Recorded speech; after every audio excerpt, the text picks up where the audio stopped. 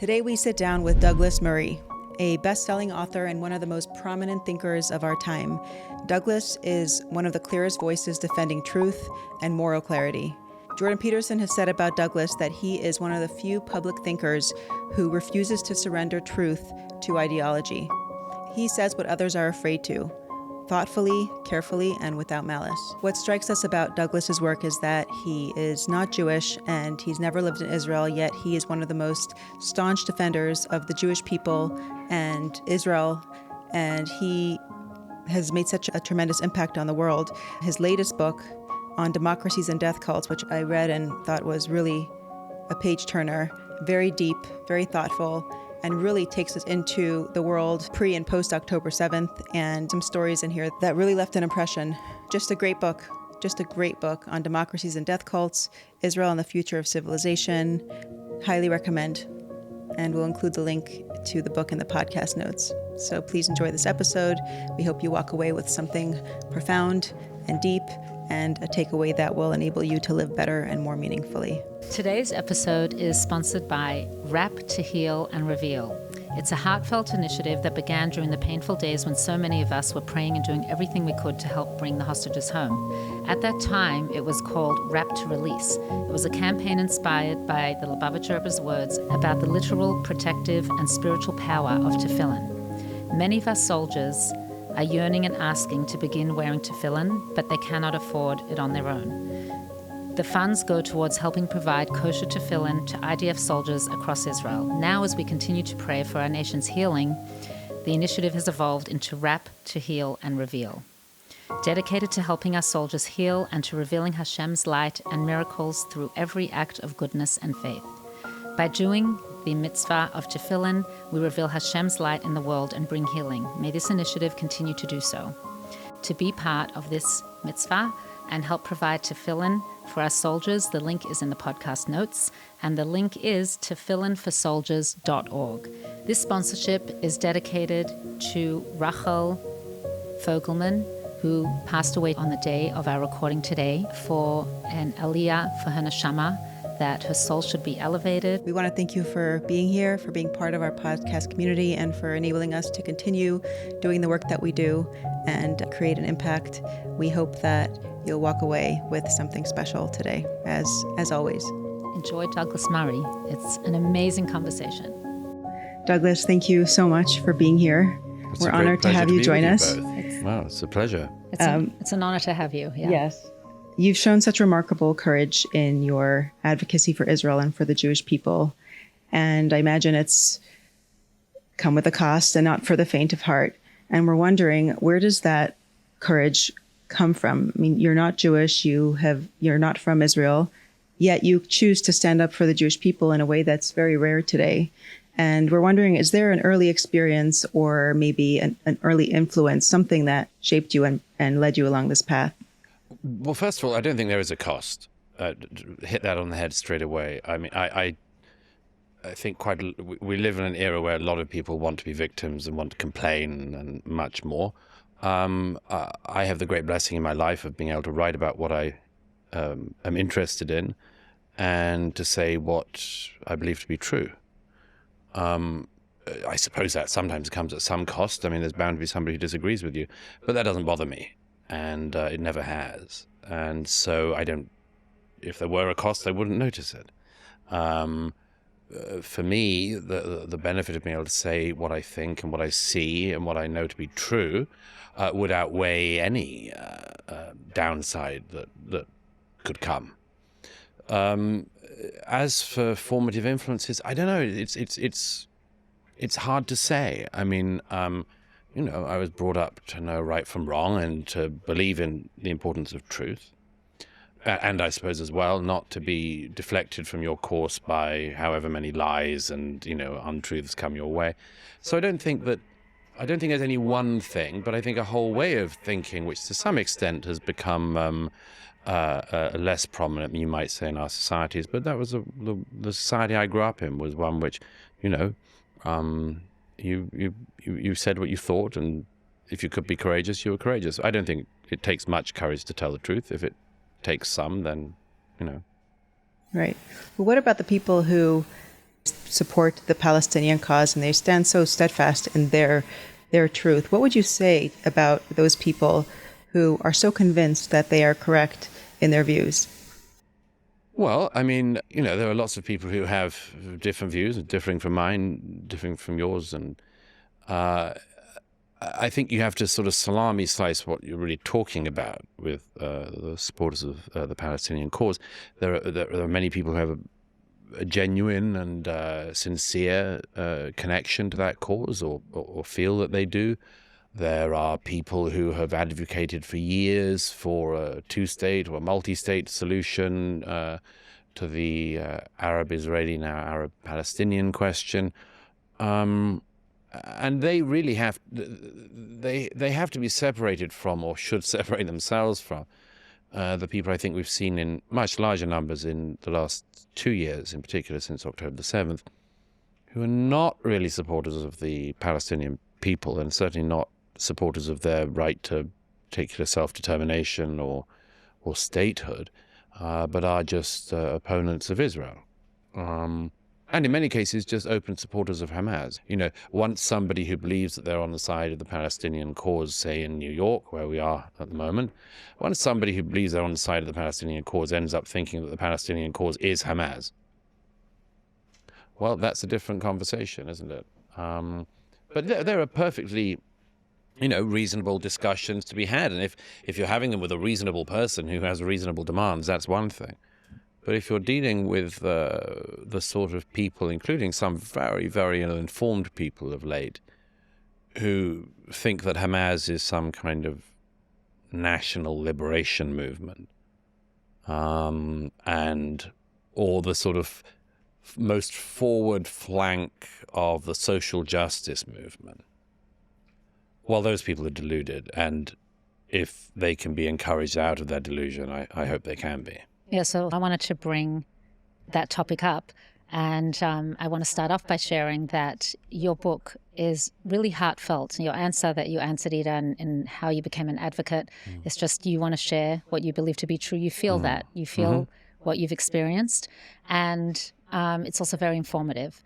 And one of the things you shared in there is you describe how right after October 7th, even before Israel went into Gaza, much of the world seemed to turn on Israel, and even on the victims themselves.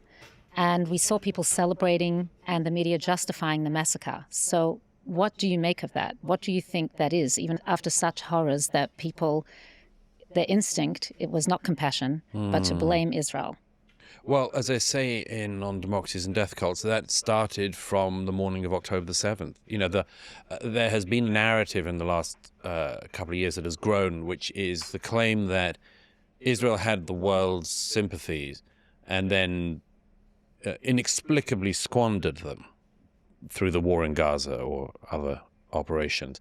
And I think that's just flat out wrong. Doubtless there are some people who, as ever, fall away from supporting the right of Israel to self-defense at some point during the ensuing conflict. But my observation was, and I give examples in the book, that much of the world decided to use October the 7th as a way to attack Israel. Here in New York, in Times Square, I describe on the 8th of October a protest I observed where the protesters were praising the massacre as it was going on. That's the 8th of October. On the evening of the 7th of October, there was a massive demonstration in London in which people were praising Hamas. And those protests have gone on for the last 2 years. So this concept that there was a moment at any long period in which Israel had the world's sympathy is not true in my observation. And I think there's a very straightforward reason for that, which should be aired, which is that I think that many people in the West, particularly young people, have been miseducated into the idea that the Israeli people have done something wrong, and that therefore they should be uniquely undeserving of sympathy, so that a massacre perpetrated against the Israeli public is not as bad as, for instance, a massacre perpetrated against the American, British, Australian public. I think this is a result of severe miseducation and indoctrination.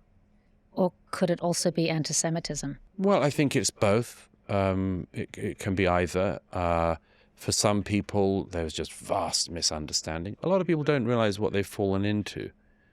A lot of people, for instance, know what they're doing when they push anti-Semitic tropes, and others are so ignorant they have no idea. They just follow along. They just follow along. So, for instance, things like the claim that, let's take the claim that, for instance, that Gaza was or has been a concentration camp. Some people would make that completely fallacious, unbelievably libelous smear for one reason alone, which is that they want to upset the Jewish state and Jewish people. They know how much it wounds if you were to say that the Jews have created a concentration camp themselves. It's deliberately. You can't get a worse statement. Yeah, or saying that Gaza is like the Warsaw Ghetto, for instance. Right. There's some people who know exactly what they're doing there. They've selected these historic examples because they want to upset Jews and hurt Jews and harm Jews. There are other people who probably have absolutely no idea what they're doing. They're simply repeating something they've heard. I don't believe, for instance, that the protesters who've been chanting on American campuses in recent years, that very many of them know what on earth they're doing. They're just imitating, copying, picking up and running with things which are in the water. And those people, many of them have unwittingly fallen into anti-Semitism, sure, absolutely. And it's not the case that any criticism of Israel is anti-Semitic, or the accusations against the Israeli government or specific actions are anti-Semitic, any more than criticizing specific actions of an American government or an American military is anti-American. It's just that if that's all you do, and you're obsessed with it day in, day out, and you lie and you make smears and make claims that are not true, then yes, it's right to accuse such people of very obvious anti-Semitism. Anti-Semitism is one of the oldest hatreds in Jewish history. What's your theory on why it exists and how we can combat it? Well, I would say that there's one way of telling if somebody has never thought about anti-Semitism at all in any depth, which is when they say, how do we stop it for good? That's just like... It's you actually wrote in your book, Why the Jews? It seems to be an eternal question. Yes. And there are lots of reasons for that. I see anti-Semitism as being an ineradicable virus of our species which can be kept down and which flares up on occasions, but it can be combated, as you say, but never eradicated or stamped out completely. It's there as one of a set of sort of ugly instincts that exist, that are almost available like a sort of trap that some people fall into. I think there are lots of explanations. Historically, there are different explanations in different places. If you look at Jewish overperformance or overprominence in certain societies historically, you can see people indulging in anti-Semitism because the Jews are seen as rich. And you take other parts of the world, say parts of Ukraine or something in the past, and you can see Jews depicted as particularly monstrous because they're poor. Sometimes the Jews have been hated for being powerful, sometimes for being powerless. Sometimes they've been hated for being religious, being overtly religious, obviously religious. And at other times they are hated for being at the forefront of secularism and atheism. That's a very common charge. And in recent centuries, of course, the Jews have been often criticized for being stateless, and now criticized for having a state. So the reason I mention that is that it's obviously to do with something other than the facts. And as you know, I say in my book that I learned a lot from reading Vasily Grossman, the great Jewish Soviet journalist and novelist, a great hero of mine. Indeed, the epigraph of On Democracies and Death Cults is a quote from Vasily Grossman. In fact, it's his essay, his report from Treblinka, where he was the first journalist to go in. I take a very important lesson, I think, from Grossman, who in the middle of his masterpiece, Life and Fate, devotes 3 or 4 pages to the nature of anti-Semitism. And he makes this observation, which I regard as being a huge breakthrough, where he says that effectively anti-Semitism tells you about the person who suffers from it, but nothing about the Jews. So the example he gives in his own day is the Nazis accused the Jews of being racists who wanted to take over the world. That's what one might call projection on the part of the Nazis. There have been lots of versions of this historically. I believe that in our own day, in the Middle East, there are many powers, countries, individuals, which simply accuse the state of Israel of doing what they themselves are doing. Right. So, the Iranian revolutionary government claims that the state of Israel is a colonizing power and is therefore illegitimate. But the Islamic revolutionary government has spent the last, more than 45 years now, colonizing Iran, colonizing Iraq, Yemen, Syria, Lebanon, Gaza. They're guilty of the thing that they're accusing the Jewish state of. Right. I think there are other sort of closer to home examples which are perhaps more prevalent, because here in America it seems to have become the fashion among many young people in particular to accuse the Jewish state of the things that they themselves have been taught as Americans that they are guilty of. In other words, it's a huge projection mechanism of a taught historical guilt. So that if you're born and brought up in 21st America, you've been taught, and I said this in my previous book, The War on the West, you've been taught that you are guilty as an American, born in the 21st century, by dint of inheriting a country which was involved in the transatlantic slave trade, for instance, or is accused of genocide, ethnic cleansing, and much more. Look at all the emphasis on the original sins of America. All of these things that young Americans have been taught that they should feel guilt for, which I don't think they should feel guilt for, because historical record being correct or not, and often it isn't, I don't believe that young Americans should be taught that they're responsible for things they had nothing to do with and stopped often centuries before their birth. But since we are in a system, in a country which does teach this historical guilt, only, it has to be said, about Westerners, never, nobody says, okay, Ugandans, what's your original sin? Let's get you for it. It's only Westerners. But that being said, if you've been taught that, if you've been taught that you are meant to be feeling guilt for these things, it seems for many of these people, particularly young people, it's extremely effective. It's exonerating. It's almost power-giving to be able to expunge that inherited guilt by accusing the Jewish state, the one Jewish state, of being guilty of those things in the here and now. So you've been taught that you're guilty of genocide, you accuse Israel of genocide. You're taught that you are guilty of white supremacy, you accuse Israel of white supremacy. You're taught that you're responsible, your country is built on ethnic cleansing, you say Israel is ethnic cleansing. So it's coming from a subconscious complex because of what they were taught. Absolutely. They are using the Jews as a projection mechanism for sins they've been told that they're guilty of. So it's usually from a complex. It's a psychological thing, yes, for sure. Or just hate. Some people just hate people. Oh, yeah. Well, I mean, and there you go.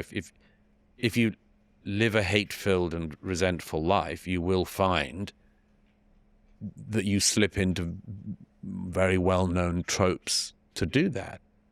I mean, people will, if their life is not going well, they will be looking for people to blame.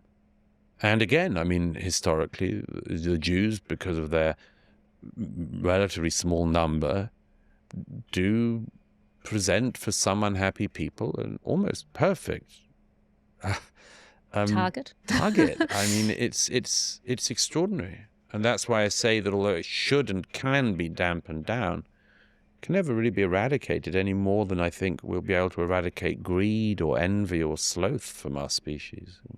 And so that's why more people should be like you, where you're not looking at the surroundings around you, but you're really zoning in on what is true.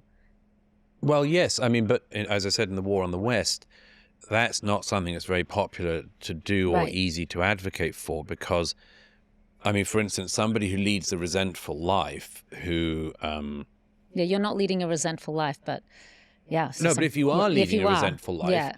very often what is needed is that somebody stands over your life and says, yes, there is a reason. There is somebody who's holding you back. There is something who's wrecking your life. It's you. Now, Have you told who anybody wants that? to be told that? Have you told anyone that? I have occasionally. It's about the least popular thing you can say to another human being. Right. They're not exactly Yes. listening. It's extremely hard to say, and it's incredibly hard, if not impossible, Right. for many people to accept. If you're deep, deep down in a life of resentment, Yeah. you're probably never going to be able to be encouraged out of that.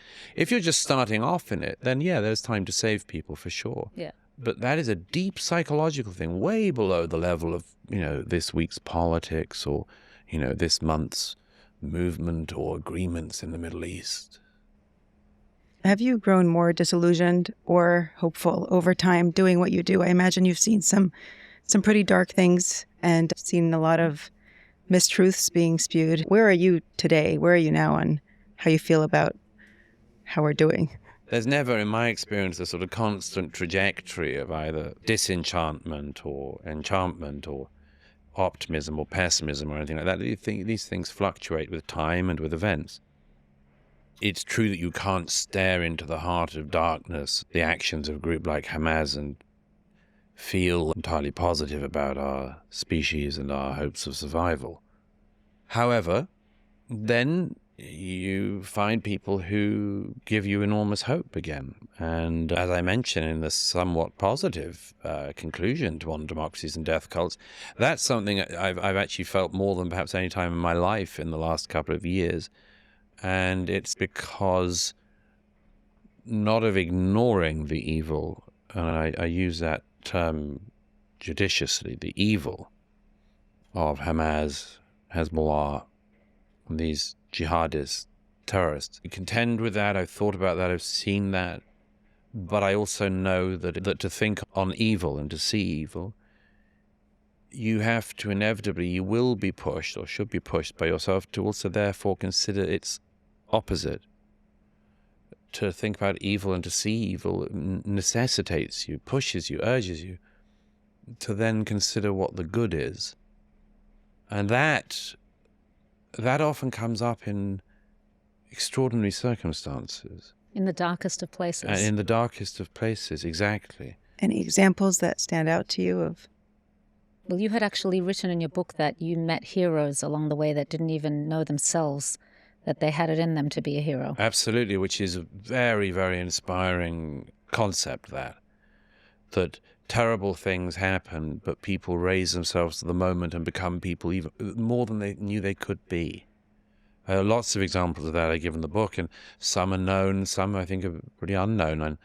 And I find this all the time. I was in Canada about a month ago, and I met a remarkable couple whose son was at the Nova party on the morning of October the 7th and was killed. He was, I think, the only Canadian murdered on the day. I might be wrong about that. I'm pretty sure. And he died protecting a group of young people huddling in a shelter.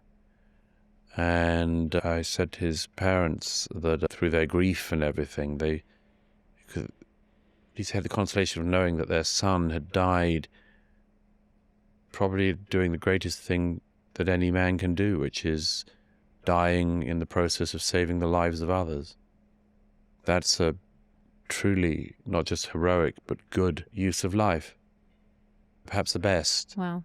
I've come across that a lot. And it's not just, obviously there's military heroism, which I've seen plenty of. When you went to Israel? Yes. And being with the IDF in Gaza and Lebanon and elsewhere, I've seen plenty of military heroism. I've seen plenty of, and heard stories of that kind of extraordinary heroism I just described with that young Canadian man. I was reminded of an example the other day. There's a couple, a family whose son was abducted from the Nova party, the Shemtov family, and I had seen Omer Shemtov's father and mother almost daily at one point in the Hostage Families Forum, and where they were gathering together in the aftermath of the 7th to try to campaigned to put pressure on Hamas to release their loved ones. And Malki Shemtov and his wife, seen over the 18 months or so, and then their son was released. Yeah, we just interviewed their mother. Did His mother, Omer's mother, Shelley. Yeah, She's Shelley. the most She's inspirational remarkable. woman. She's a remarkable She woman. just had faith every day, Yeah. and she just is remarkable. She wants all of us to learn how to have faith in a dark time. Like she's open to just sharing. She's a really extraordinary woman. I met her in Washington, D.C. in about the summer of 2024 when Prime Minister Netanyahu came to address a joint session of Congress. And it was the first time she'd been out of Israel since her son had been kidnapped. And she was obviously under significant, unbelievable pressure, not least actually from having for the first time left Israel since her son's kidnapping, and that I suppose must, among other things, have felt even further away from him. But she knew that it was important that she came to Washington and pushed there also for the release of her son and the others. So they're a remarkable couple. Yeah. A couple of days ago here in the United States, when their son was released, they messaged me saying, we're looking forward to introducing you. And 2 days before we're sitting here talking, I finally met Omer as well, and the family were reunited. And that's another type of heroism, isn't it? You know, quite often we focus on necessarily on military heroism and on the physical heroism. There's also that additional, those less remembered but so important It's an moral inner strength. heroism, a strength. An inner strength. Yes. Yeah. And one of the interesting things about that is it's similar off the battlefield as on, because on the battlefield, heroism and courage is a mimetic thing. People emulate the courage they see, and they become more courageous. But that's the case off the battlefield as well. It's the case in the battlefield of ideas, it's in the battlefield of truth. I think that people see people like the Shemtov parents, and they see that they too can do more. Right. It's her mission now. She wants us Yes. to see that we can do more. Yeah, I think this is absolutely crucial. Yeah. Crucial for people to see and understand. Yes. So to bring up a few hot topics that are current right now, I wanted to just discuss Gaza a little bit. We Chabad women and the Lubavitch Rebbe, which you said you have the book, Rebbe, always spoke about the holiness and the safety of every inch of the land of Israel, and that giving away the land doesn't bring peace. On the contrary, it puts lives at risk, not only for the Jewish people, but for the non-Jews as well. And in your book, you describe a moment in Gaza where you were with an IDF commander, and you asked him when was the last time he was here in Gaza, and he said the time I was here was in 2005 when I had to pull families and friends away from their homes. And now 18 years later, he's back again. And so I wanted to ask you, we saw what happened on October 7th from the withdrawal of Gaza and the community Gush Katif, and it ended up becoming a base of terror rather than peace. So what's your view on that? And do you think Israel can rebuild and resettle their communities there again? I don't know what will happen with Gaza. I do know one thing, which is the status quo that much of the international community has been pushing, is defunct. In the plan that after this war, Gaza is rebuilt, some Hamas-like entity runs Gaza, and billions of dollars are poured in again in international aid, paid for by American taxpayers and British and European, Australian, Canadian taxpayers, and then there'll be a war again, and it'll all happen again in a few years. That's just such a terrible plan. And that was pretty much the only plan on the table until Donald Trump came along and had a range of suggestions, including allowing people to leave Gaza, which is, by the way, what happens with every other war zone, is that people, Ukraine or wherever else you like to say, people go to the neighboring countries. The only reason that doesn't happen with Gaza is because the Egyptians don't want Palestinians because they don't like them, and the other Arabs don't want them either because they don't like the Palestinians. Otherwise, it would have been easy for people who were non-combatants to have left in the last 2 years of war. So Gaza is a very, very difficult problem. I think that President Trump's plan to allow people to leave was good. I think that the latest plan, the Board of Peace. Well, that's what I was going to ask you. Like, how do you feel about America still working so closely with Qatar, a country that's funded so much anti-Israel activity? Well, I'm not a fan of the Qataris. I think that they're double dealers and dishonest brokers and much more.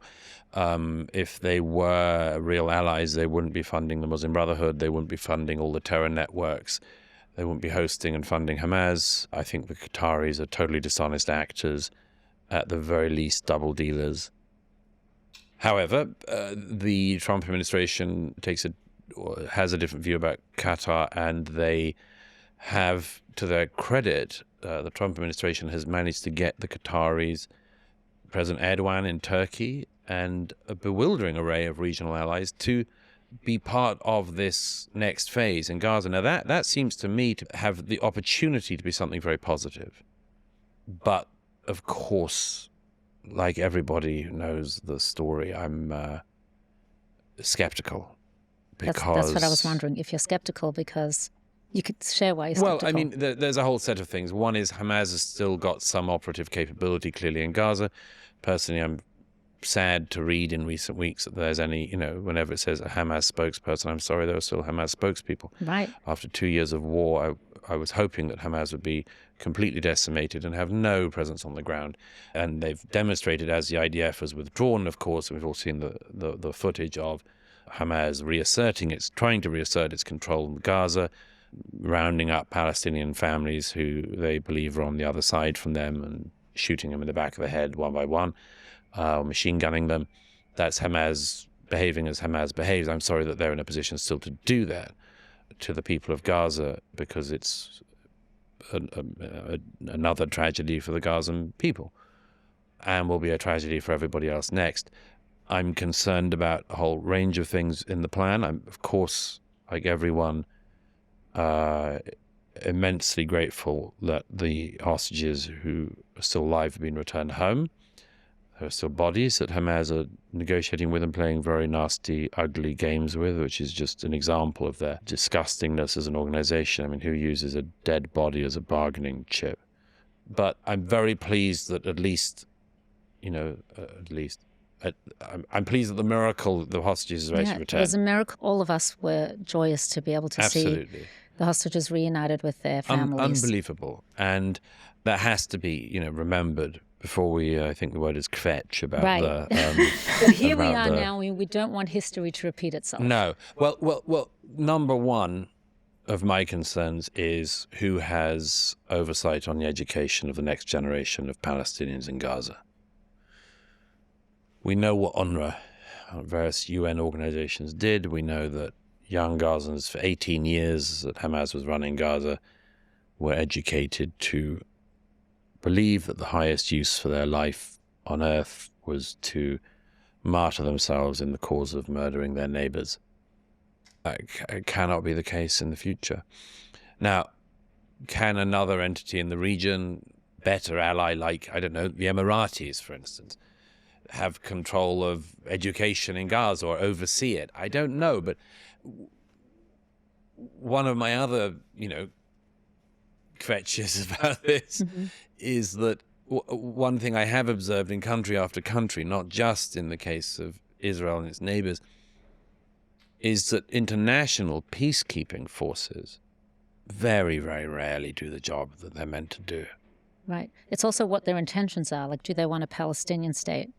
That's also, but let's just start off. The first one is, I mentioned the book. There was one day I was in southern Lebanon and the UN so-called peacekeeping force, UNIFIL, had just clearly been overlooking sites where Hezbollah had been tunneling for years, storing rockets for years.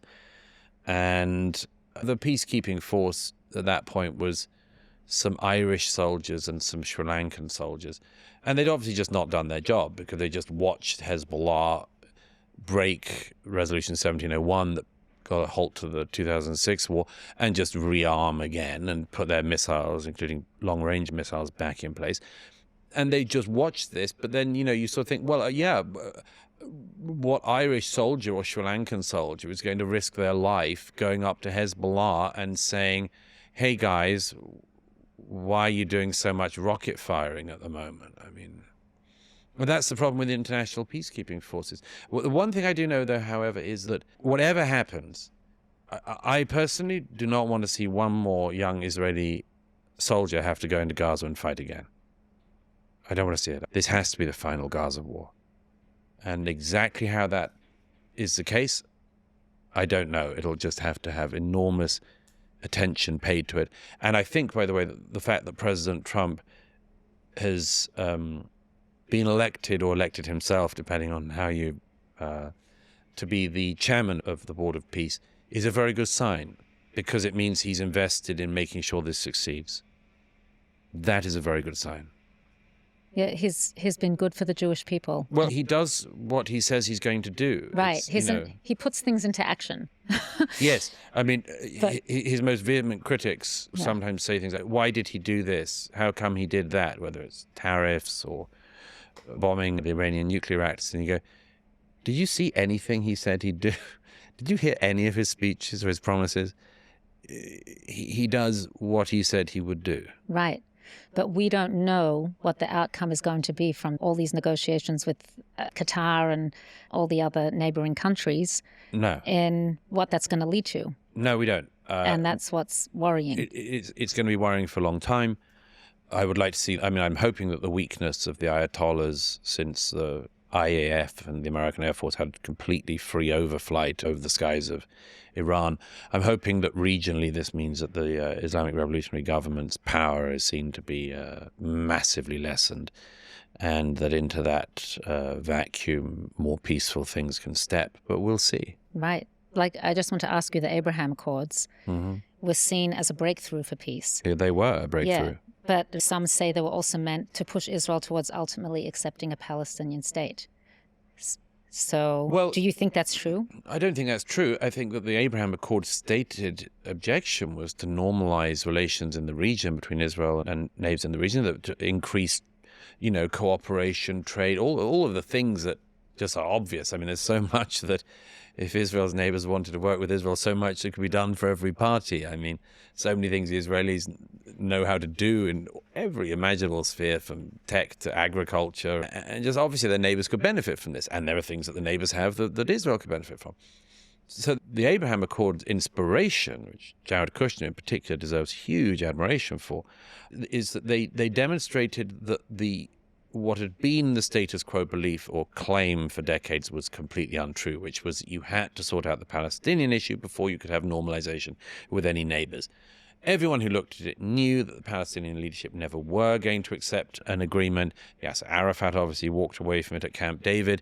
He was offered, as Bill Clinton said in a recent interview, 98%, 99% of everything that he wanted. And he walked away because he couldn't do a deal, because he would have been strung up from a lamppost in Ramallah within 48 hours.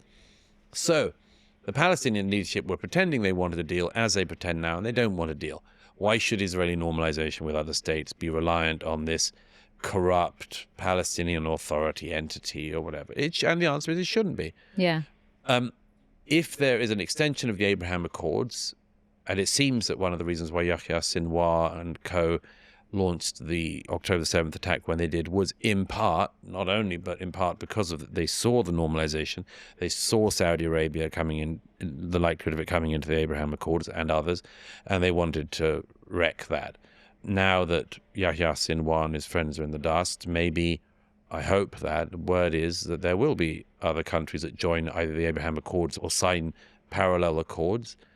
Where that will leave the Palestinian statehood issue, really, that's up to no one except the Palestinians and their so-called representatives. Because if they see this normalization around the region and realize that everyone has passed them over and just seen that they're completely intransigent, and they just keep saying no to peace, and they keep prioritizing the eradication of their neighboring state rather than creating a state themselves, then they will be a forgotten and beleaguered group who have sort of representation in the form of the PA, and nothing improves for them. If they realize that there's another route, another way, or the way that other countries in the region have gone, well, then maybe there is something. But the one thing that I do think has completely fallen away and is just a totally impossible thing now is the idea of a two-state solution. Right. And I say that not just because I don't see what the contours of a state would or could be in Judea and Samaria, the West Bank, but because in any case, there is the question of Gaza. You have the question of Gaza, Israel, and Judea and Samaria, the West Bank. And if the Palestinian Authority does not want to run Gaza, we're already talking about, at best, 3 states. So any time that you hear a particular European or Canadian leader talking about the two-state solution, they have just, rather like earlier I said, if somebody's not thought about anti-Semitism, if they think they can eradicate it once and for all, you can now tell somebody who has not studied the Middle East if they think that the two-state solution is on the table at the moment, because it isn't. Okay, well, the hope is that it doesn't lead to that. I actually want to share with you, we started the Torah over again now. And it starts with Bereshit. And it says, Bereshit Elokim et hashamayim v'et haaretz. It starts with that God created the heavens and the earth. And Rashi, who is an interpreter of the Torah, who lived 1,000 years ago, he said the reason, why wouldn't it start with a mitzvah, like with a commandment? The Torah should start with the commandment, because we have 613 commandments, but it starts with that God created the world, because one day there are nations that are going to come and say, Israel is not yours. And you're here to say God is the one that created the world, and it's the same God that created the world that gave us the land of Israel. Right. Well, we'll see. Well, may it be. Yes, it's such an intractable issue because it's like I mentioned earlier about the anti-Semitism of people falling into the groove of things they don't understand. We have to accept that when it comes to the Holy Land, that people fall into just unbelievable grooves on it. To put it this way, I mean, like if you said Seattle had fallen, that'd be sad. I'd be very sad for the citizens of Seattle. But Western civilization could survive that. If you say Jerusalem has fallen, that's orders of magnitude more serious. And that's a sort of way of expressing my belief that the significance of the land, the significance of the dispute is real. That's why, whether they know it or not, a lot of people out on the streets are screaming and hollering. It's about something very, very important indeed. On the topic of anti-Semitism, can be eradicated but may be combated. There are a lot of Jews who are afraid. It's not so safe to be a Jew today. The late Lord Rabbi Jonathan Sachs, who I believe you knew, he had said that non-Jews respect Jews who respect themselves. And I'm just wondering what you've seen amongst the Jewish community, and if you have anything to say to Jewish people who perhaps are afraid, what would you say to them in terms of whether or how they could help combat anti-Semitism, or at least do something about it? My main observation would just simply be something I say to Jews and non-Jews about a range of issues, which is the most important thing you can do is keep your own yard tidy. In that a lot of people on a range of issues expend their energies on things that they cannot affect. If I went out of here today and announced that I was going to have a hunger strike until the Chinese Communist Party stopped oppressing the Uyghurs, I would die of starvation, because the Chinese Communist Party doesn't care. Doesn't care about the Uyghurs, and it wouldn't care about my hunger strike. So I'd waste away or have to decide to stop the strike. What people have to work out is where they can be effective and where it is something they can do something about.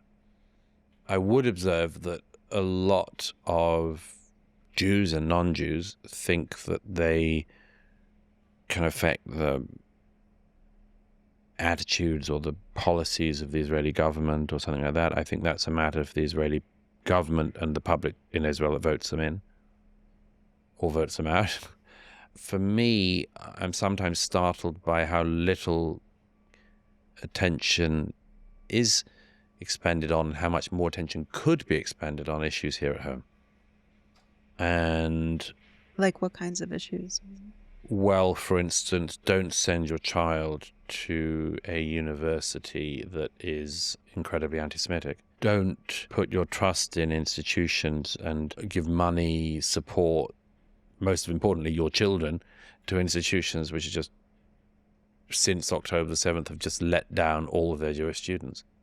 Just don't do that. Just support institutions that support you, and are good to you. And not even that. It doesn't have to be support. Just have basic decency. If the last 2 years had seen an explosion of white supremacist hate against black Americans, I don't think that black Americans would be sending their kids to colleges that tolerated that. So it's just one example. It's a small one. I don't like to get too stuck on the higher education thing because it's a way to stand up for what's right. But yes, I just think however you do it, it's just about exercising equal standards. That's all. If I don't know, some sexual minority in America had once had people chasing them across campus saying, go back to where you came from or whatever, there'd be protests in every street for years. Why have Jews been sort of persuaded they should put up with being treated as less than in America in the 21st century? And the answer is they shouldn't. But how you make sure that you're not, that's up to you. Each individually and collectively. Absolutely. But right, it was a tough time for the students at Columbia University who were already enrolled, who were dealing with this anti-Semitism. They had to cower and they had to hide, as opposed to. I do know quite a few who spoke up. Oh yeah, lots. Yeah, I've met some fantastic students from Columbia, Jewish and non-Jewish, who saw that was way beyond what anyone should tolerate. I think part of it is also educating yourself. And I think I really believe your book is a way to educate yourself. Exactly what happened on October 7th. You went and witnessed things, seeing the aftermath. Yes. Gets people thinking. Yes, that's one of my hopes. There's no one thing, but I do think that that concentrating your efforts in a place where they can be effective is probably the single most important thing. And, we're in a city that's likely to have Zora Mamdani as mayor, which is a pretty good example of not actually exercising the most basic standards. Well, I think it's an important moment to share that each one of us can make a difference. And absolutely. Don't give up and go out and vote. Absolutely. Go and vote and organize and do all the things that, need to be done. Just don't put up with things that no one else will put up with. That's just the main thing. And I've seen, Jewish communities across Europe, for instance, are much more beleaguered than the Jewish community in America. Beleaguered though Jews in America have often found themselves in the last couple of years. Nevertheless, it's been much worse elsewhere. But if there was one thing that has always stuck out to me about the Jewish population in America, is that Jewish Americans are much less fearful, I think, than their counterparts in Europe. And that's a numbers thing, it's a prominence thing, it's a historical thing, it's a distance. Because there's a famous quote, the only thing to fear is fear itself. Yes, absolutely. Although I'm never entirely sure I absolutely agree with that sentiment.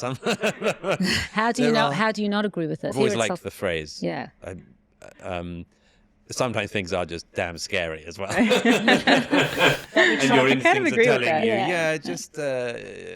yeah. But it's the trust in God. Trust in God is a very great thing if you can have it. I think in general, it goes back to what I said earlier, that the more that people stand up, the more they speak up, the more you encourage other people to stand up and to speak up, becomes what I, have come to realize is known as a virtuous cycle, which is just great to see. And I've seen it. I've seen it among young Americans, Jewish and non-Jewish.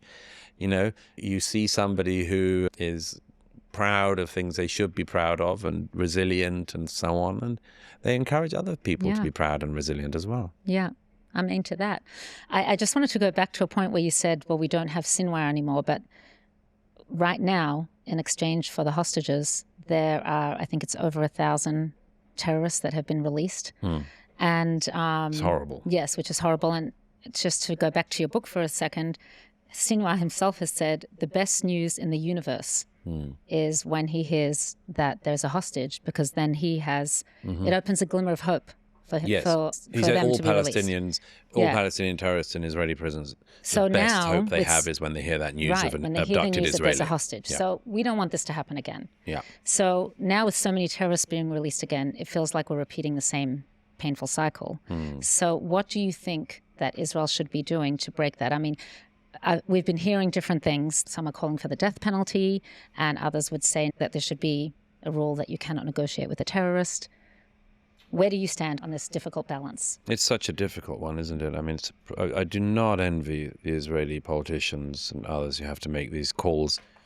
Everybody who doesn't have to make them has a tendency to think that it's so simple. But I mean, as you mentioned, I mentioned in the book, the swap for Gilad Shalit, whose family I met, and I wrote things and organized things for the release of Gilad Shalit. And of course, when he was finally released, more than 1,000 Palestinian prisoners included Yahya Sinwar, who went on to mastermind October the 7th.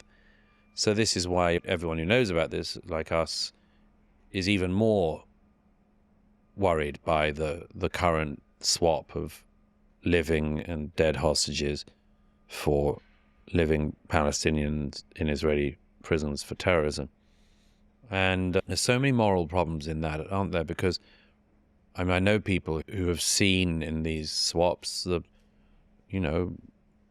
murderers of their relatives being released from prison. And so, one family is in jubilation and another is in additional suffering and renewed suffering and reopened pain. And at the same time, I understand the instinct, which is we've just got to get them back. Because, that is one of the things at the essence of the state, which is if you are taken, if you fall behind, we will come back and get you. Because we choose life. Because we choose life. This is obviously something that Hamas and Hamas-like groups like to use against Israel. They really do it very, very well. They're master manipulators. I do think when it comes to the terrorists, the ones who took part in the 7th, I myself have always had a moral problem with the death penalty and have expressed that and basically agree with the argument that Camus makes in the Reflections on the Guillotine. But I do also think that there are some situations, very rare situations, where I can be persuaded that the death penalty is just. Obvious case in Israeli history was the execution of Adolf Eichmann. If the terrorists from the 7th of October who are in Israeli jails, if there was any possibility that they would ever be used in a future such swap, I would rather that they were executed after brief military trial than be released and do what they did. Released in some future point. I've been into the prisons and seen the terrorists from the 7th of October, and they remain dedicated to trying to kill their jailers. There's nothing they won't use to try to kill the guards, and they live pretty sparsely because anything you give them, they try to use to kill. So, yeah, it's a difficult one, that, but no, I would never want to see a situation in the future where they were bargaining chips. What was that like, being face to face with people in those prisons? What prompted you to want to go and speak with them? Well, really because I suppose my instinct is to try to see everything. And I thought from the moment that I saw the first videos of the 7th that if these people were captured, I wanted to see them. It's partly to do, I suppose, with something I, meditate on in the book, which is what it is, that force that they were. What is this orgiastic ecstasy in death that they expressed on the 7th of October? Is it even human in a way? It seems to me to be an expression of unmitigated evil of a kind that almost opens up like a chasm. This is by no means to remove any guilt. They did what they did, but to understand it in the totality of how can you not just do evil but relish it? And of course, theologically, from parts of their tradition, the most warped parts of their tradition, they would say that what they're doing was not wrong, not evil, and that whereas Stalin would run motor vehicle engines outside Lubyanka so that passers-by could not hear the screams of those inside, Hamas wanted to broadcast the screams of the victims. They wanted to broadcast the screams of their own, the jubilant ululations of their own terrorists. Which you had said is worse than the Nazis. Well, yeah, I've got to be careful about that. You've got to be careful about that. People try to misunderstand what I mean by that. So there's no such thing as, it's not that it's worse than Nazis. It's that, and I came out of some criticism where I only clarify this for pointing this out, but it is nevertheless worth pointing out, which is that there are different variations of hell, and hell is a bottomless pit. And a part of the bottomless pit that Hamas showed us on the 7th is to not just do Nazi-like atrocities, but to wish to broadcast them. As if the Nazis had live-streamed from Treblinka, you know? And that doesn't mean one is more evil than the other or anything. It's just gradations of evil and a reminder that is one of the things about evil and the expression of evil, which is that it's almost omnivorous. It wants to try everything. If you could sort of sum up all the work that you do into a defined goal, like what are you hoping to achieve with all the work that you do, and what message would you love for the world to adopt through the work that you do? My main hope is to be able to continue doing what I do. Continue to write, to speak, to think, to read, to do everything that I've done to date and more. May you go from strength to strength. Well, that's very kind. I suppose, you know, it's inevitable as a writer that you want to make a difference. First of all, by being read, and I'm very fortunate in having a large readership and I suppose listenership, and that's something I don't take for granted, but which I very much appreciate. I suppose I would like to encourage other people to do some of what I do as well. It's not ever been my first mission, as it were, but I would like to encourage other people to say and do what they think is right, even if it's unpopular as well. And to be of good courage, yes. And if I do provide any encouragement myself to anyone, my readers, my listeners and others, then it's nothing like the quantity of encouragement I get back in return, which is something which, again, particularly younger listeners should consider, which is that what you put out, you do get back. If you put out cynicism in the world, you'll get cynicism back. You know, if you put out nihilism, you'll get nihilism back from the world. But if you can encourage people to the good, you get it back. And I suppose we finished from where we started. You asked me about whatever feedback I get back from the world, but the main feedback I get back from the world, whether it's on the street or just an average day, is really wonderful people who encourage me and tell me I've encouraged them. And that's about as good life as you can have. That's what makes the world go round. It certainly makes it feel good. Makes it feel right as well, actually. Well, I'm glad people give you the feedback. Yeah. Would your younger self be surprised to see what you're doing today? Are you surprised at where you are? I never quite know on the very rare occasions I think about that. I think my younger self would be delighted that I was sitting overlooking New York, would be thrilled that Home Alone had come alive and that there were wailing New York fire engines and police cars swooping by.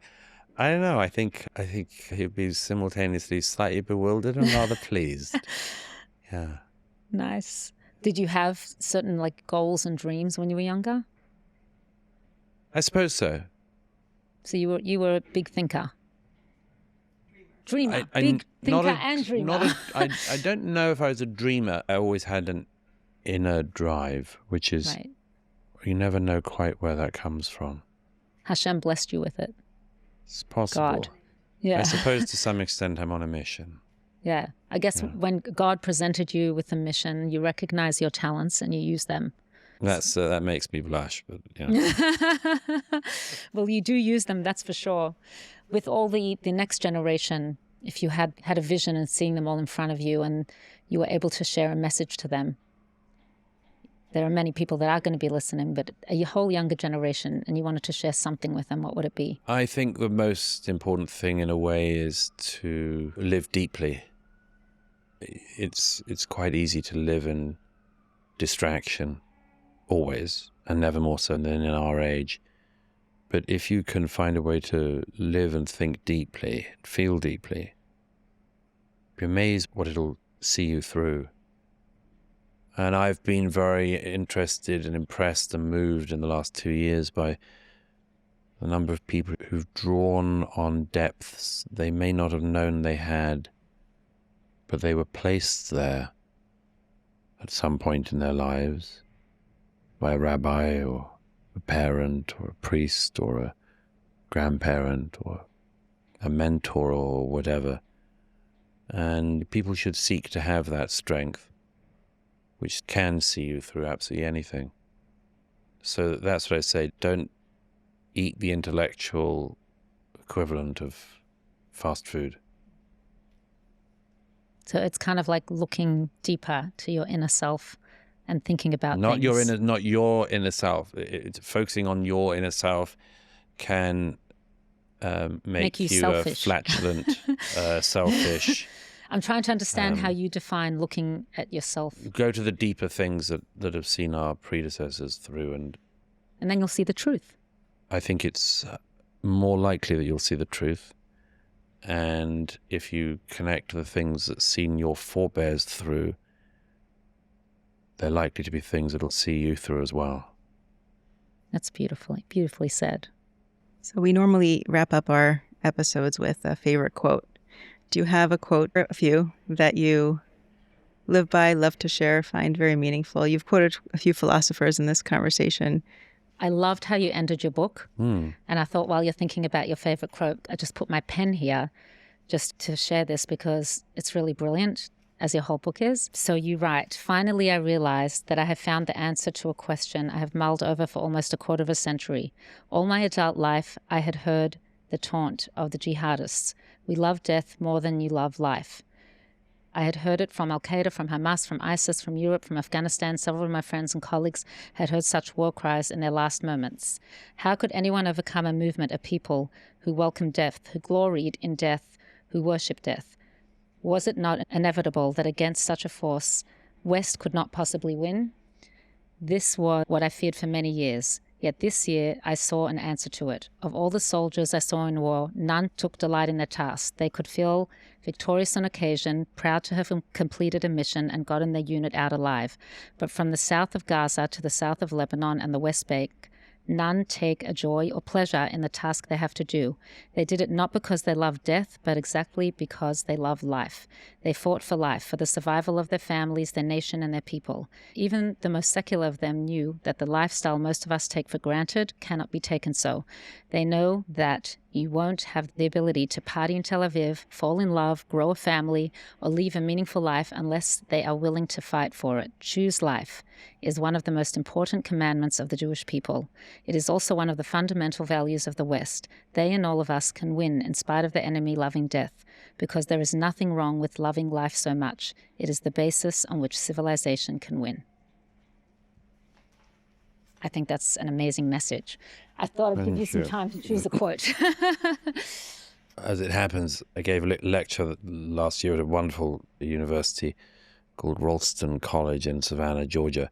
And I mentioned there to the students that it's worth furnishing your head with texts, quotes, scripture, much more. So my head is sort of filled with favorite quotes. That's great. I suppose, well, one that I like, which is a sort of habit one, a quote from Schiller. I've just been in his neck of the woods, as it happens. Schiller said some ways that be a part of your time, but do not be its creature. So I've always loved. And I suppose sticking in that neck of the woods, Rilke has always been very important to me. And I think it's in the Letters to a Young Poet. There's a beautiful passage in which he says, be patient with all that is unquiet in your heart. He says, learn to love the questions. Learn to live the questions in the hope that one distant day you may find your way into the answer. Oh, wow. I love that. That's beautiful. Think about that a lot. Learn to live the questions. There's certainly more questions than answers these days, so that's a good one. Thank you so much, Douglas. It's an honor, it's a pleasure, and appreciate your time. And may you continue, like Rivkah said, to go from strength to strength and do your great work in the world. Thank you. Both of you too. Thank you. I suppose the closer we get to the truth, we'll find the answers. That's the aim. Thank you so much. Such an honor to have you here with us from Thank the you. inside out.